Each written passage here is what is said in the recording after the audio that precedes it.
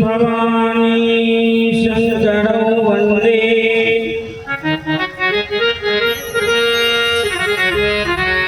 श्रद्धा विश्वास रूपिणौ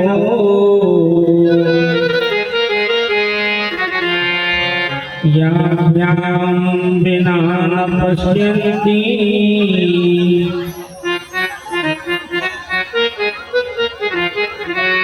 सिद्धा स्वान्तसमीश्वरम्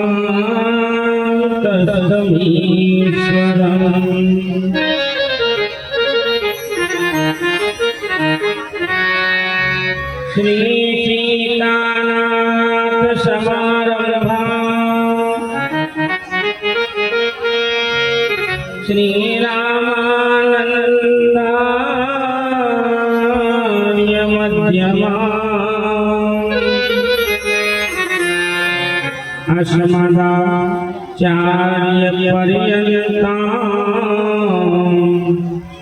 वन्दे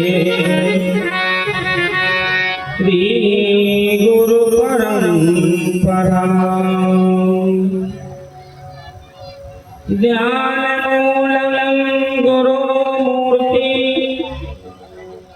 पूजामूलं गुरुपदम्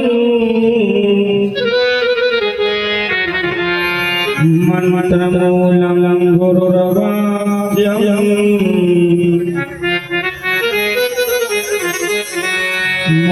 मोक्षमूलं गुरुकृपा।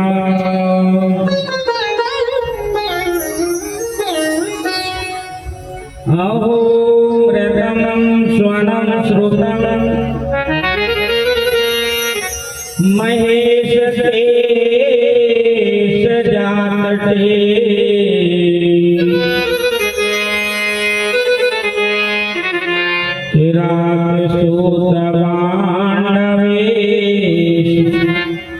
पंडिते सटे नटे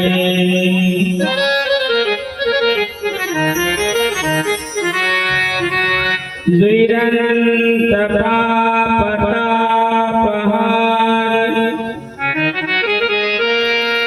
सर्वजन्तु शरणदे त्वदीयपादपङ्कजं नमामि देवी नरमदे।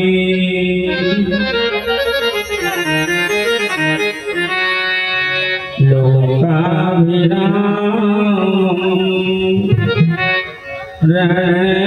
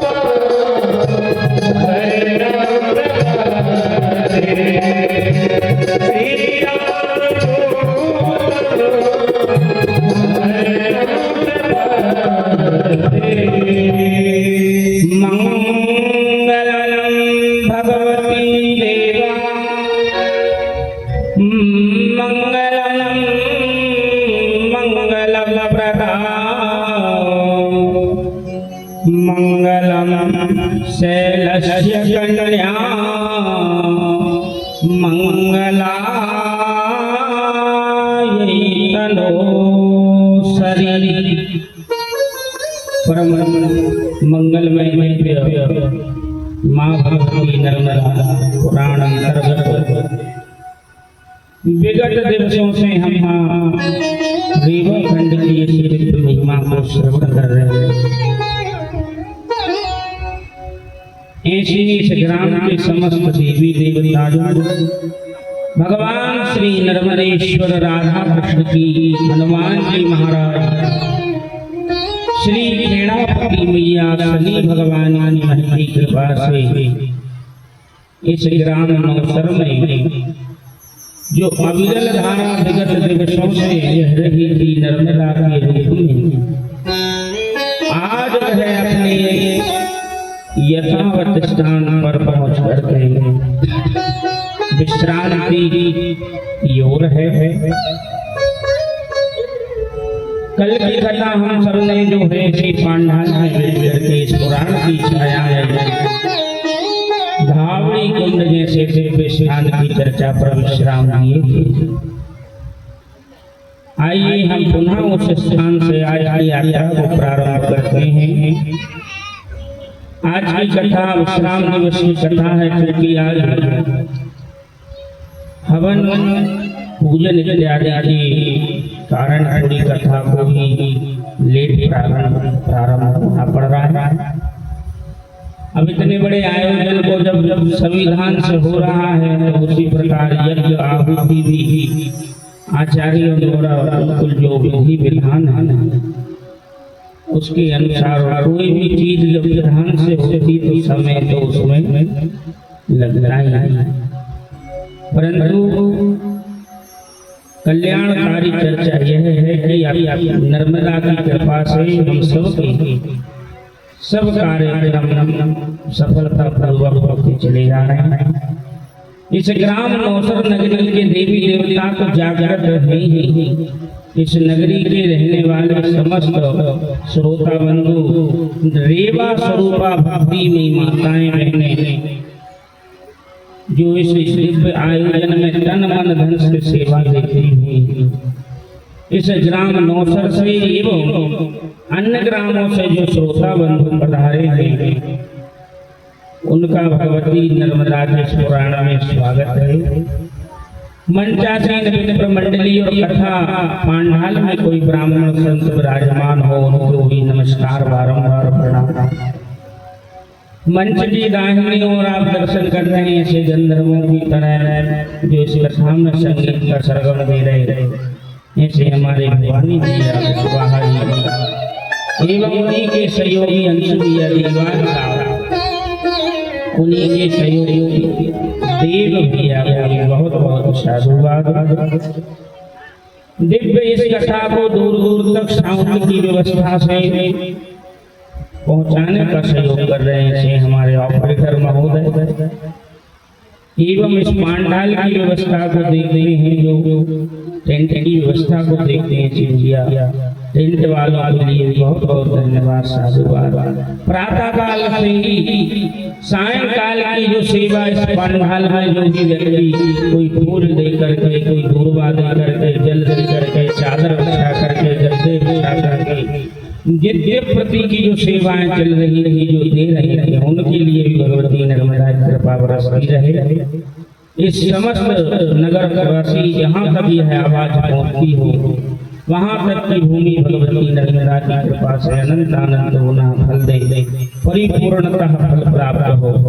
आप सभी के उस अंतरपट में परम परमात्मा भगवती रेवा के दर्शन करते हुए सिया राम में सब जग जाने कराऊं प्रणाम कभी न मैं चतुर कहावं मति अनुरूप राम गुण गावं मति अनुरूप रेवा गुण गावं।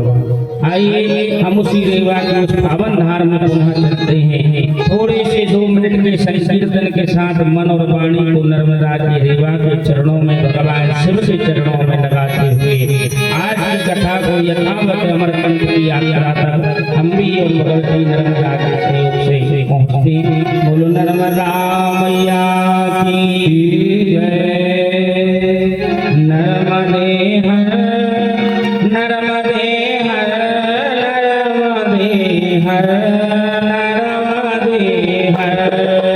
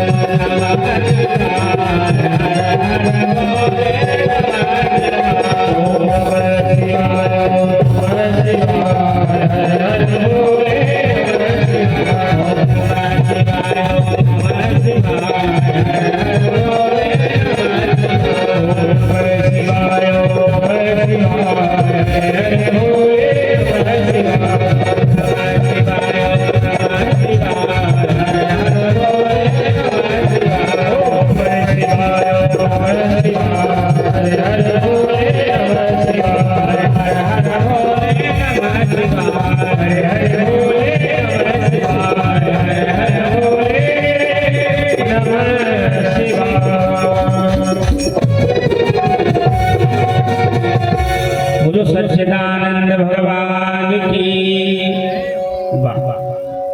आज विश्राम दिवस की कथा में जितनी संख्या नित्य प्रति विश्रांति में हुआ करती थी, आज श्री गणेश की कीर्तन में उतनी संख्या दिखाई दी।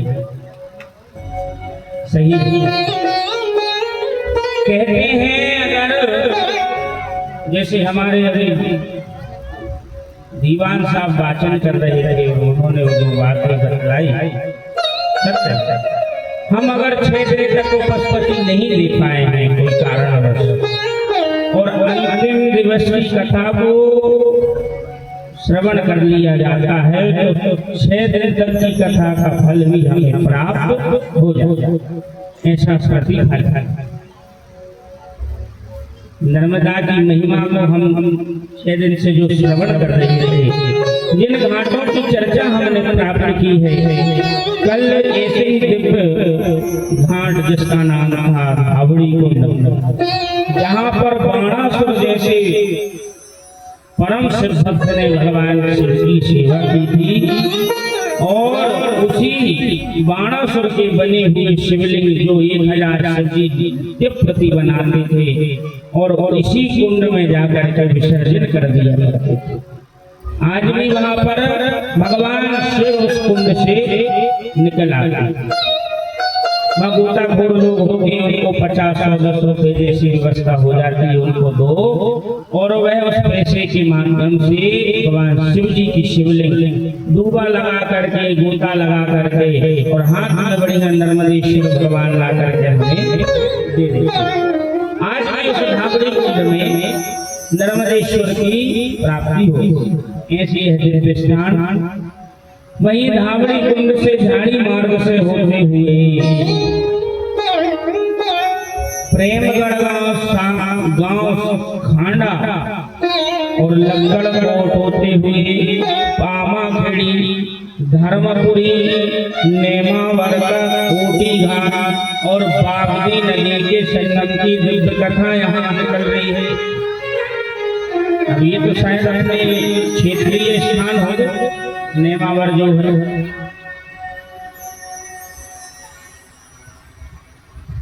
तो नेमावर रिद्धनाथ सिद्धनाथ की जो कथा है, जब हम दक्षिण तट से गए थे तो वहाँ कुबेर ने तप किया था, वो कुबेर जी की तपस्या से दक्षिण तट पर जो भगवान विराजमान हैं, वो रिद्धनाथ दक्षिण तट पर जो विशालनाथ मंदिर बना हुआ, वो कुबेर की तपस्या से प्रसन्न है। आज हम उत्तर की ओर चल रहे हैं। उत्तर में जो है, यह मंदिर जो है पांडवों द्वारा नवनिर्माण किया गया था। पांडव द्वारा ही हुआ इस मंदिर निर्माण, और सिद्धनाथ की मूर्ति दर्शन से कल्याण। एक कथा तो पांडवों की है कि उन्होंने अपने वनवास काल में यहाँ दिव्य मंदिर बनाया, और भगवान शिव की स्थापना भागी, जिनका नाम है सिद्धनाथ भगवान। बोलो सिद्धनाथ भगवान जय हो।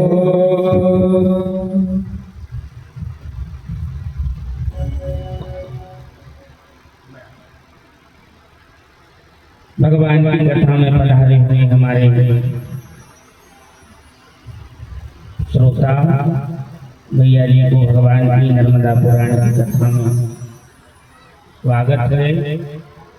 आइए विराजिए भगवान श्री सिद्धनाथ भगवान एवं ग्वाल टेकरी की कथा। आज हम नर्मदा जी के पावन धाम पर पहुंचे हैं।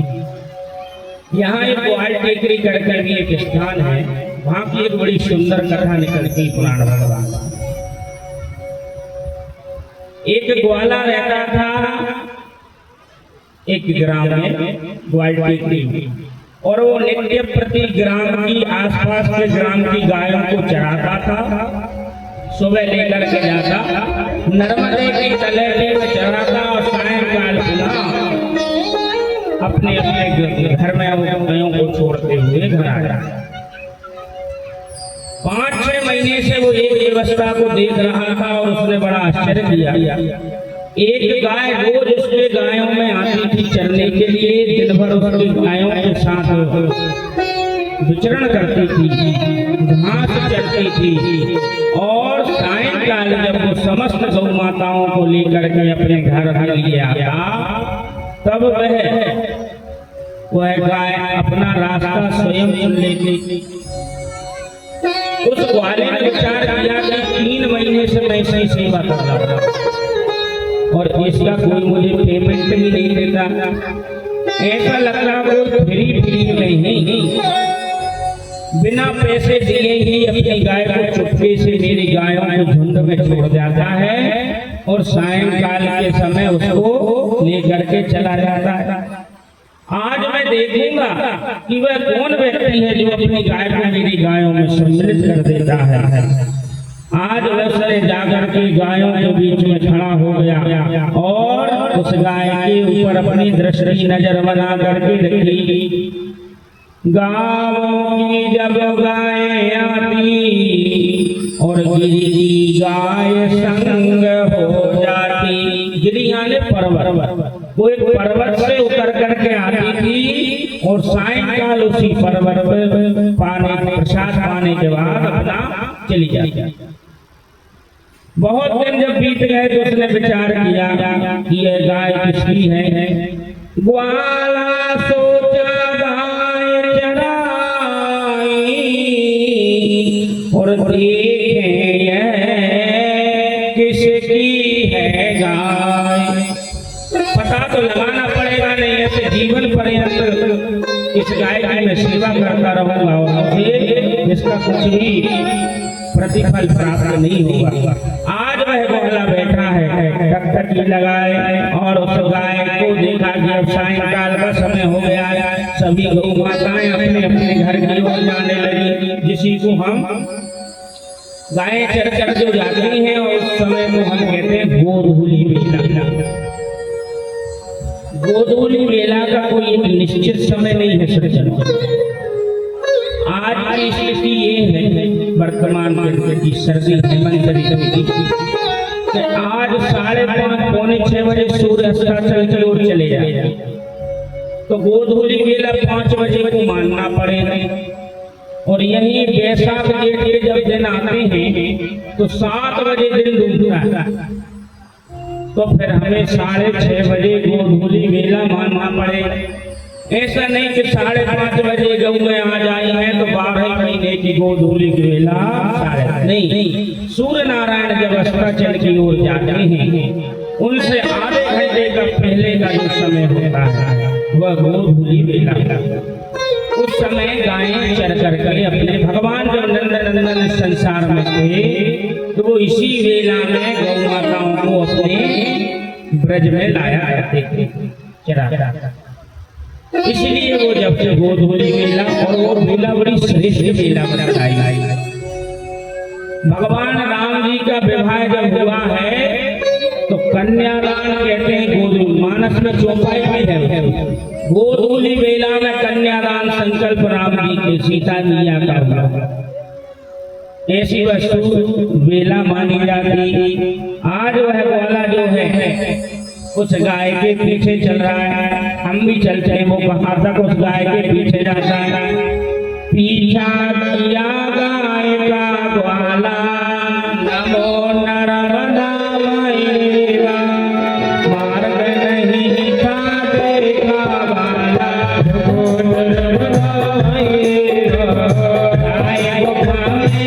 किया प्रवेश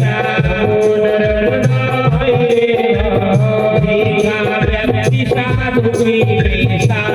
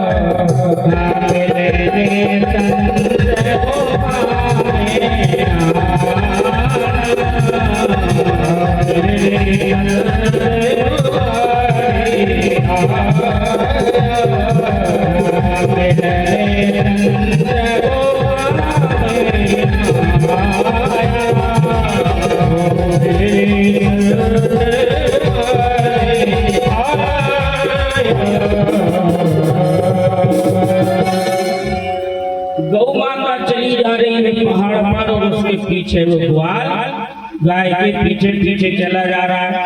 आज उस गौ माता ने 5 किलोमीटर की यात्रा पूरी की।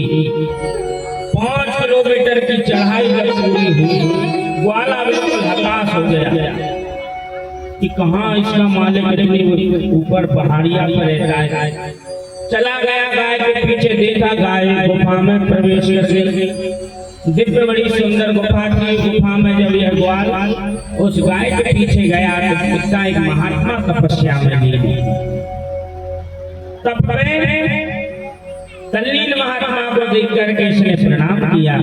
प्रणाम करके महात्मा ने नेत्र खोले और पूछा, भैया कौन है आप? हमारी गुफा में आपका आना किस कारण से हुआ?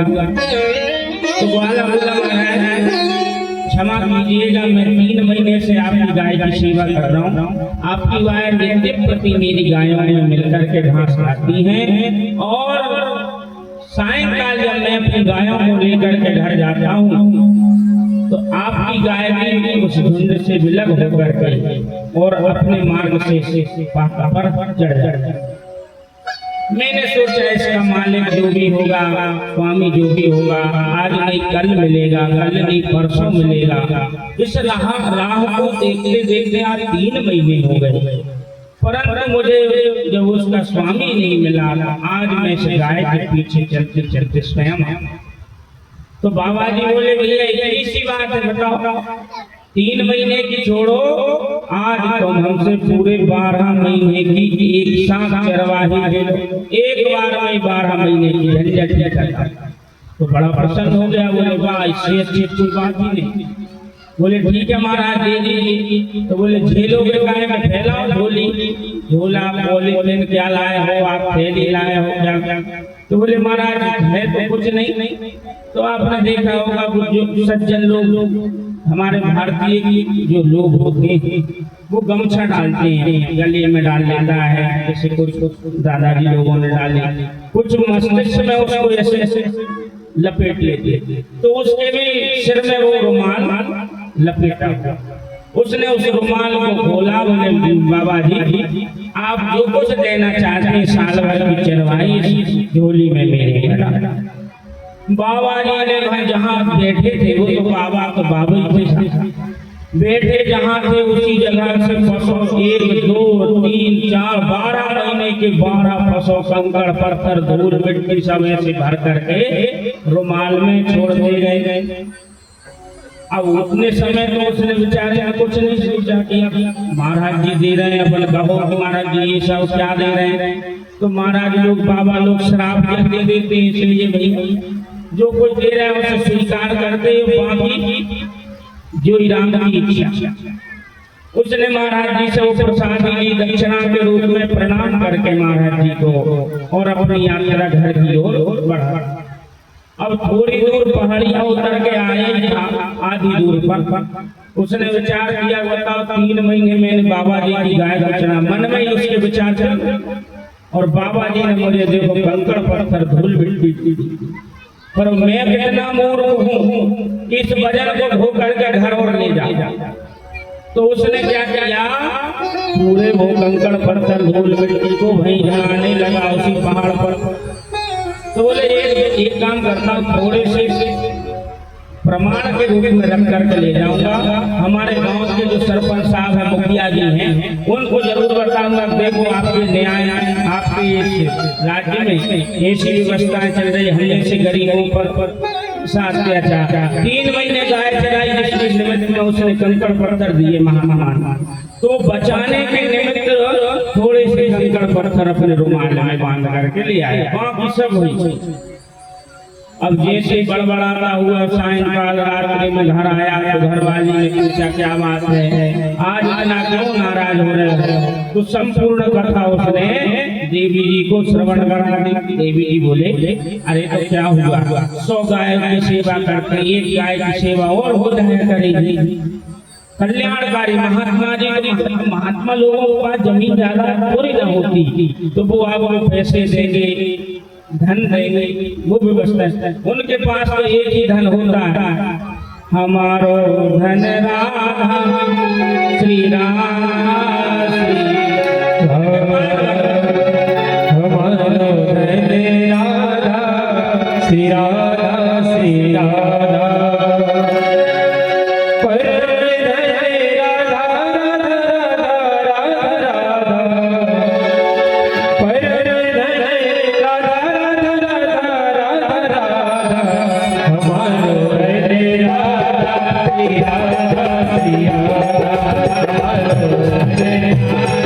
Hare Rama, Hare Rama,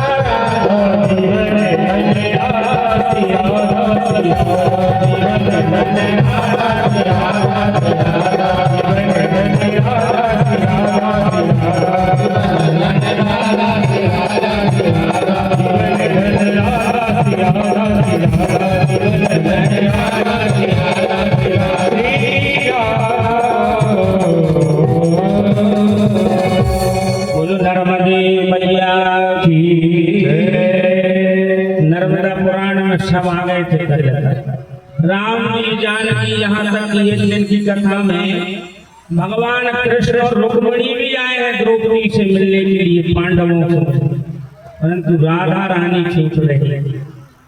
आज उन्होंने कहा कि तुम भले ही मत बुलाओ पर मैं स्वयं आ जाऊंगा। राधा बगैर संसार में पत्ता नहीं हिलता। राधा जी की महिमा, राधा रानी की इतनी दिव्य महिमा है। गर्ग संगीता नामक एक दिव्य ग्रंथ है, क्योंकि श्रीमद् भागवत में तो सुखदेव बाबा ने भगवती राधा का एक बार भी नाम नहीं लिया। उसका एक कारण था कि सुखदेव बाबा की वो इष्ट थी और इष्ट का उन्होंने नाम नहीं लिया, और इष्ट का जब नाम वो ले लिया करते थे सुखदेव जी, हृदय में अगर उनका एहसास भी हो जाता था राधा रानी का, तो सुखदेव बाबा को कहते 6 महीने की समाधि लग जाती केवल स्मरण मात्र से। इसलिए श्रीमद् भागवत में उन्होंने राधा जी का स्मरण नहीं दिया, जबकि श्रीमद् भागवत के एक एक श्लोक एक एक अर्थ में श्री राधा रानी का नित्य निवास। ऐसी भगवती की आह्लादनी शक्ति भगवती राधा जी को प्रणाम करते हैं। ये संतों का धन होता है, उनके पास जमीन ज्यादा प्रॉपर्टी नहीं होती, जो शुद्ध संत होते हैं, जो भगवत भक्त संत होते, तपस्वी होते। आज घरवाली को जब उसने कहा कि ये व्यवस्था है महाराज जी, तो बोले कैसे कंकड़ पत्थर दे, तो उसने वो रुमाल की पोटली खोली, बोले देख इस तरह 2-3 चौहर पंचर बना करके उसने लाया। तो बेचारे गरीब ने देखा कि वो 4-5 जो पत्थर थे वो हीरे जवाहरात में परिवर्तित हो गए। अब उसको बड़ा कष्ट हुआ कि बताओ, एक गाड़ी माल मैंने ऊपर ही फेंक कर दिया, एक गाड़ी। अब वो घर वाले कहता कि तुम मेरे साथ चल, रात्रि में अकेला कहाँ जाऊंगा पापा। तो बोले स्वामी जी आपकी किस्मत में ये 4-5 ही थे।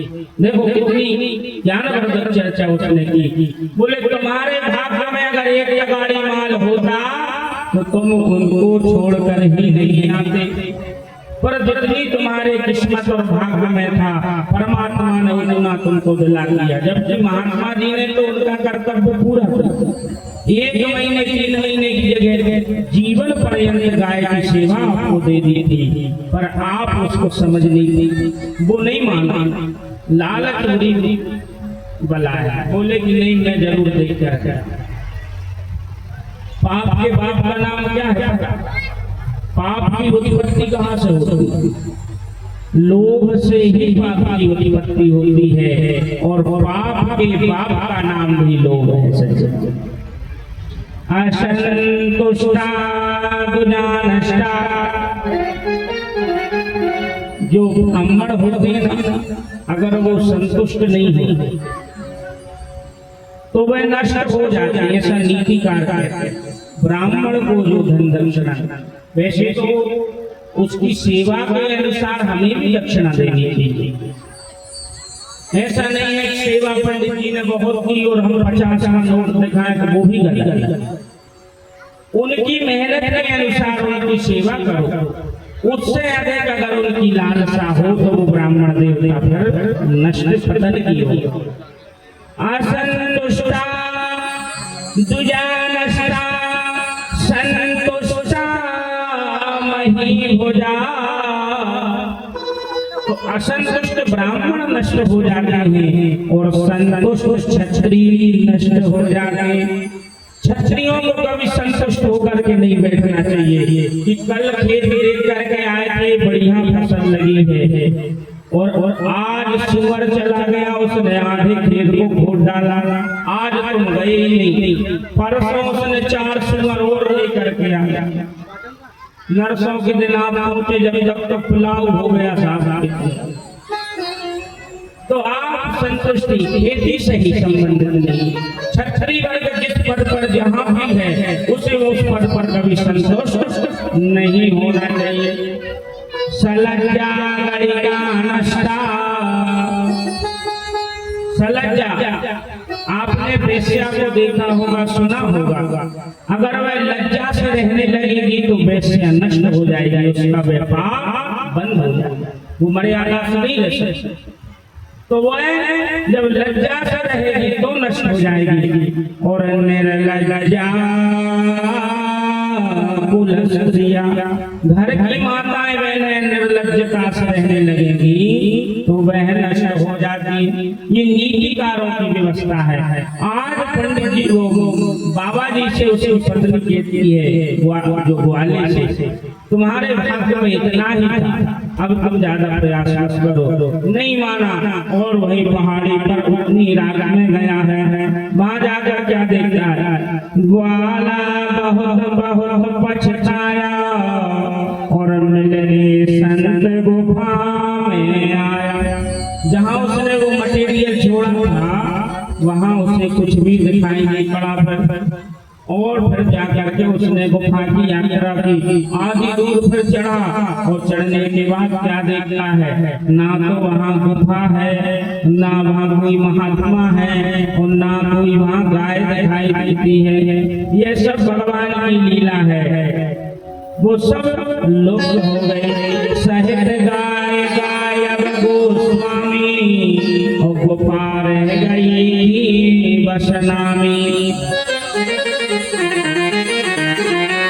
ग्वाल टेकरी नाम से आज भी वह स्थान है और ग्वाल टेकरी के नाम से संसार में प्रचलित है। ग्वाल टेकरी नाम से महिमा बड़ी अपार और संत अनंत समान है, कौन पा सके पार। ऐसी महिमा है। घाट घाट पर ऐसे तीर्थ ऐसे दिव्य संत विराजमान है। यहीं से ग्वाल टेकरी से आगे चल करके नेमावर में शेषनाथ भगवान जिनकी कथा हमने इसी ग्वाल टेकरी तीर्थ के पास में है। भगवान सिद्धनाथ की जो महिमा हमारे क्षेत्र पर बरस रही है ऐसी ही वो बरसती रहे। यहीं से बागमती नदी का संगम प्राप्त नर्मदा जी को होता है। ग्राम छिपानेर, शीलगंज, कोलार, दिमावर, मर्दानपुर से आगे एक दिव्य स्थान है नर्मदा जी का जिसे आंवली घाट कहते हैं। सलकनपुर मैया वाली जो विराजमान है उनके सामने वो नर्मदा जी का दिव्य स्थान है। हमने जब हम दक्षिण तट पर आंवली घाट पर थे तब हमने सूक्ष्म इस घाट की कथा आपको श्रवण कराई थी कि आंवली घाट पर देवताओं की पत्नियों ने तपस्या की। देवताओं को अमर कहा जाता है और देवताओं की पत्नियों को अमरी कहा जाता है। तो अमरी जो अमर की पत्नी है वो अमरियों ने यहाँ पर तपस्या की, इसलिए वो अमरी घाट हुआ। और उस अमरी घाट का अपभ्रंश से होते आज आंवली घाट हो गया। बोलो नर्मदे मैया की। यहाँ इसी घाट से संबंधित माँ भगवती सलकनपुर वाली रुद्रधाम रमधारा दिव्य स्थान की चर्चा भगवान श्री पुराण भगवान में दर्शन होते हैं। आइए क्या कथा है। हरे विष्णु शरण सुर समुदाय, विष्णु शरण सुर समुदाय,